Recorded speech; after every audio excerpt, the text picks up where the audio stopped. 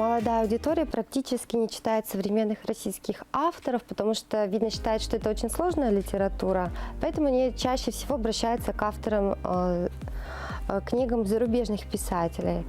Вот, например, сейчас очень популярная книга «Весь невидимый нам свет», также «До встречи с тобой» Джоджо Моэс.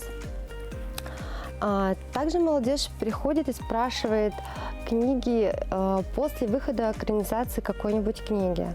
Так было с романом Гузель Яхиной «Зулейха открывает глаза». И в библиотеку потянулись люди не только молодые, но и взрослые. Эта книга у нас практически не залеживается на полках.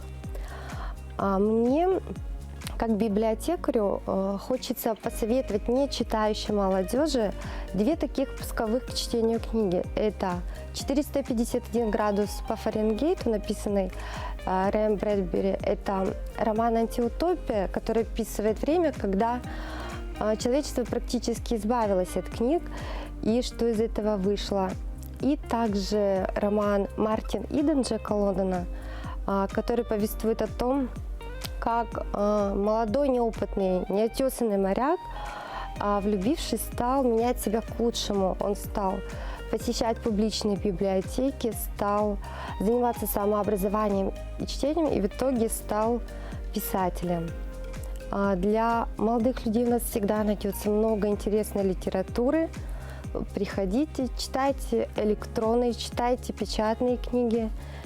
И помните, что читать это модно.